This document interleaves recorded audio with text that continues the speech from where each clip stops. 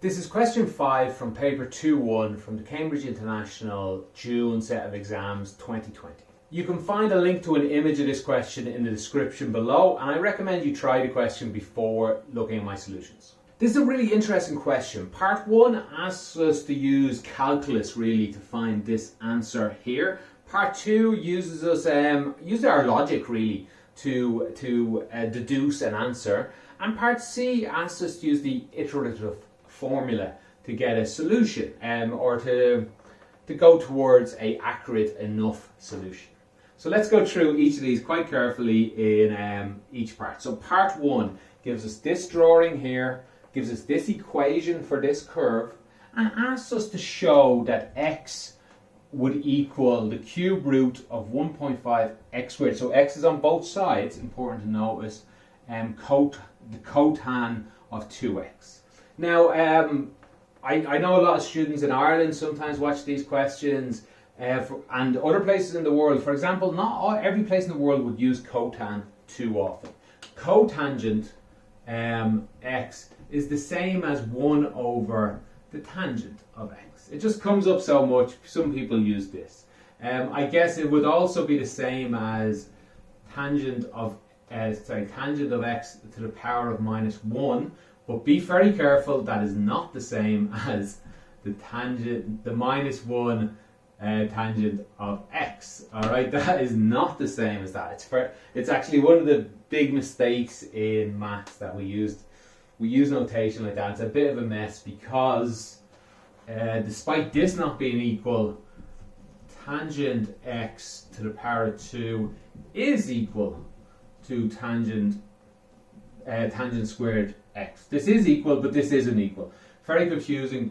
Try not to worry too much about it. What this one means is the inverse, whereas every other time we see this sort of thing, it's going to mean just something squared. Anyway, just in case you're wondering, cotangent, where did it come from? It's just this. So 1 over tan x. I probably shouldn't have done this other part. So every time it comes up though as a maths teacher, I feel the need to tell people this because it's a bit confusing.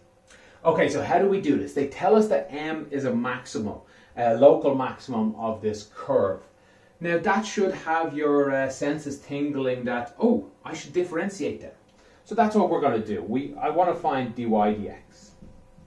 Dy dx is not a very easy one to do because we have a product rule. These two guys multiply each other, yet they both have x in them. But still, it's not too hard. I won't go too slow for the product rule because it's a long question. So how do we do the product rule? We differentiate the first guy. That's 3x squared. And then we leave the second one alone and just multiply it. And then we do that again, except the other way around. So let's differentiate cosine 2x. That becomes sine 2x, but with a minus. So I'll rub this one out here because there's no other minuses going to appear. A minus will appear here. And then we have to differentiate what's in here because we're using the chain rule on this guy. So that's going to give me a 2. I'll leave a bit of space because I know this guy is going to get left alone. X cubed is going to be multiplied. Now there's a few, and this is all equal to 0. There's a few ways to actually play around with this equation to get some interesting equalities, but we need to keep our eye on the prize and think, what do they want us to find? For example, I would probably have divided x squared, both sides by x squared, because we're interested in this area here, so therefore x is not 0. But that won't get us the cotangent. So let's first use the equals and bring this guy over so we have two positives, and dy dx can be then left alone. So 3x squared cosine 2x, that's on the left, and we're going to add this to both sides. So here's the equals, and it'll become 2x cubed sine 2x. Let's see, they want a cube root, so it's probably going to get x squared on its own. If this was x cubed I should have said, x cubed is equal to this, that'll probably work out. They also want tangent upside down, sine divided by cosine, always remember that. Tan x is equal to sine x divided by cosine x. That's a very important one to remember. So if I divide this over here, I'll get tangent, but I want upside down tangent. So let's do it the other way around. Let's divide the 2 while we're there as well. So we get 3 divided by 2, x squared, and cosine divided by sine is cotan. Oh, this is 2x, I'm sorry, 2x. And all that's left over here is x cubed. And that's actually what they were looking for. They were looking for it to do this way. 1.5, this is 1.5. X squared, there's an x squared. There's a cotan, and there's an x cubed. So all I need to do is cube root both sides. I'll do it down here. We get x is equal the cube root of all of this. That's 1.5. I usually leave it as 3 over 2, but they asked for 1.5, so that's okay. X squared cotangent 2x. So there, we've shown that the fact that this is a maximum, we can get this equal 0, and if we play around with this, we can find this. A lot of students had trouble with that because, like me, a lot of students would have divided by x squared, and actually would have found a much more elegant looking connection between x's. Whereas this is the one they want. So we did need to keep an eye on the one they asked us to find. Okay, let me rub most of this out. I'll leave this here because we're going to use this equation and we'll do part B. Okay, part B, it asks us to use this equation from part A to show by calculation that the x-coordinate of m, that's the x-coordinate here, lies somewhere between 0.59, let's say that's here, 0.59 and 0.6. Obviously, it will probably look a little closer together, given 0 is here. I'm just spread them out so we can see them better.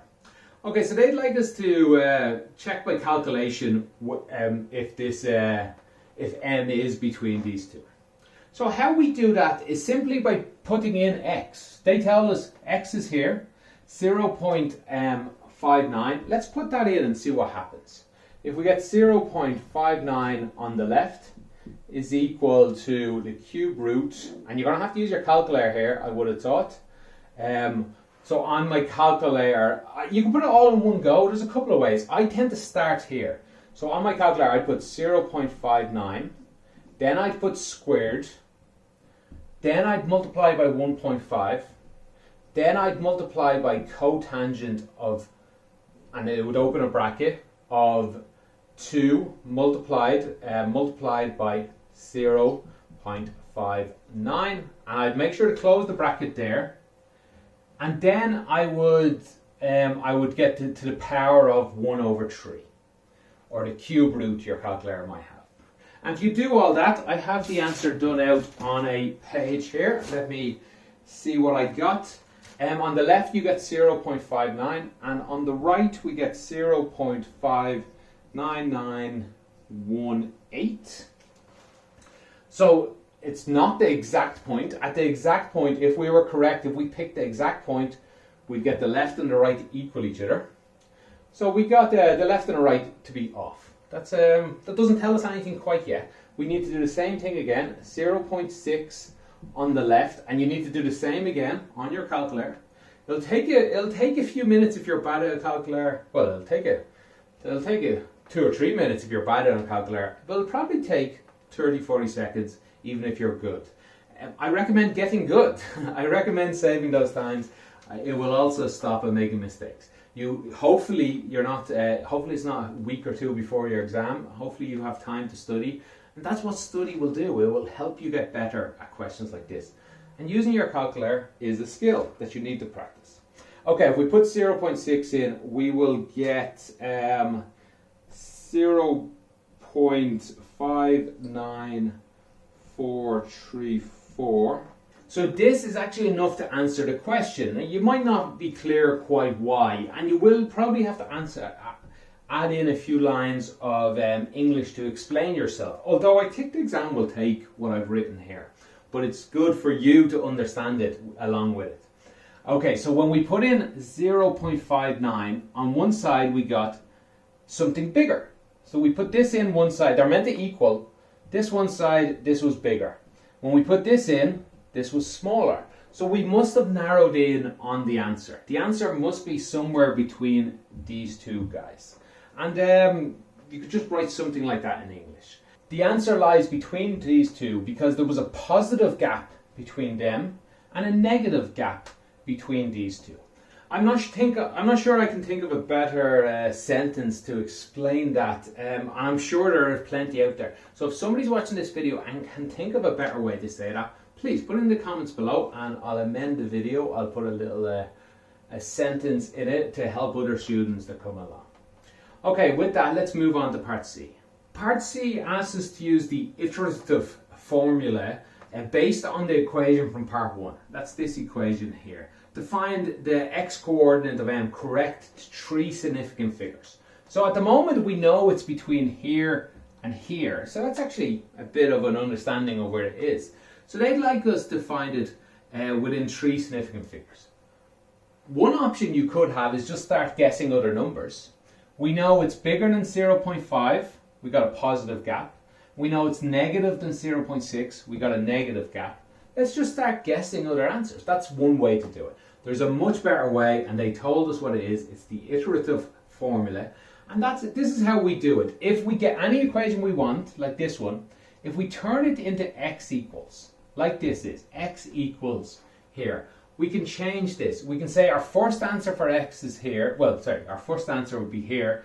This will be our next answer. When we put in one answer, so when we put in 0.59 on the right, like this, we would get out this answer. This would be our second guess. Let's use this as our second guess, and so on down. That's what this means. And how we write that in maths is the next guess for x is equal to, and whatever equation you have. So in this case, we have the cube root of 1.5 x n in this case. So n is 1 less than n plus 1.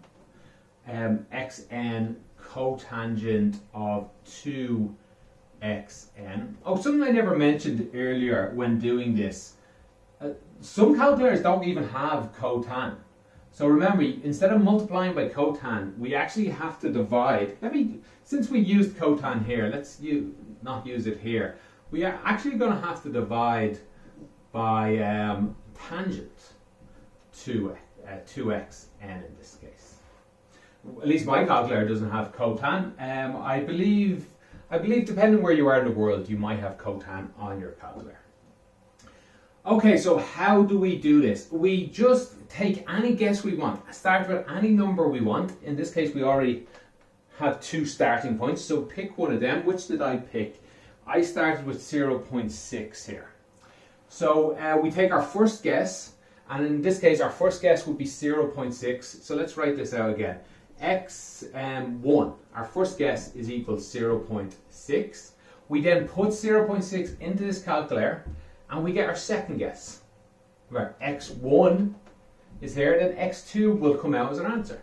x2 would equal 0.59434. Now here's where calculator skills will come into play. How I told you to do part 2, yeah, I probably should have done this in part 2, but I'll do it again here.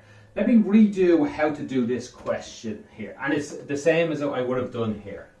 Because I wouldn't have put I wouldn't put 0.6 into the calculator. The first thing I would have done on the calculator is got 0.6 equals. And that way, that would store 0.6 in my answer, in my calculator. So in a calculator, I know you can't see this too well from here, there's a button that will give you the answer, that will always remember the last answer.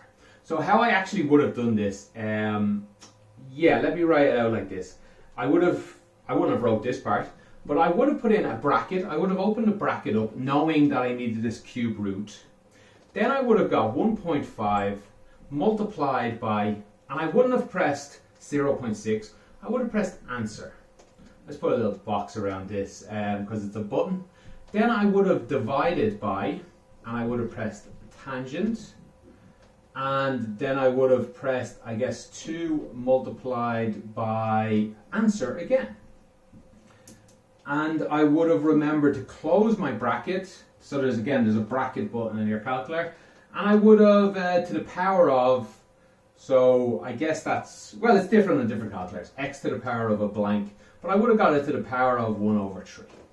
I would have typed all that into the calculator and pressed enter, and it would have given me 0.594336, or I rounded to 5 decimal places, and this answer. Now the advantage of doing it this way, using the answer, is now the answer stored in the calculator is this, but this equation is still written on my calculator. So if I press equals again, it'll take a few seconds because this is quite complicated to do, but if I press equals again, it will just do that, all that work again for me without me typing anything, and it will give me x3, and x3, oh, I have it here in my calculator, 0.59715, yeah, 5 significant figures.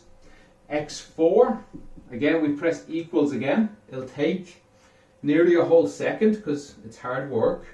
0.595,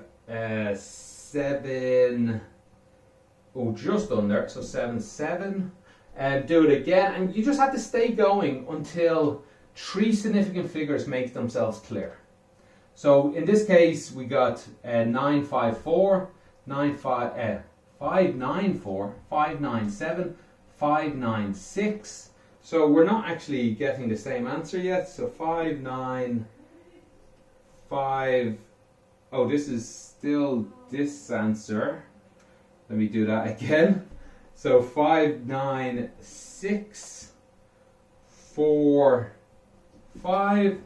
Stay going. X to the sixth one, we will get 0.59612. And let's see, I think we've already done enough here, because remember we're looking for 3 significant figures. 594, 596, round them off. 597 was the second one. 596, 596, yeah, it rounds off to 6. 596. The more we go, the better we'll get, but we won't get any better than the 3 significant figures. They're starting to repeat, so we can be confident that they'll stay repeating. If you can stay going, let me just press equals a few times. What's that? 7, 8, 9, 10. So with the calculator, you can do this quite quickly. We can get x, the 10th x would be equal to 0.59622. So it doesn't even get too much further from that. Again, you can stay going as long as you want. 11, 12, 13, 14, 15, 16, 17. And this one is 59623. 229 or 23. So it's you're getting closer and closer. If you sit there for a few hours, you'll get up to the thousands. I'm not sure if your calculator will break. I don't think it would. It's only remembering the one answer and then doing the sum again. So you can get up to X thousand and get this correct to 50 or 60 decimal places if you want. But that's how you do this. Lots of students will do this sum in their calculator multiple times. Take 5-10 minutes to do this question. If you get good at your calculator, you just have to press equals a few times. Okay, I hope that helped, but I'm sure people have questions about that, clarifying a lot of things there. So please put them in the comments below, and I'll do my best to get back to you and answer you as best I can.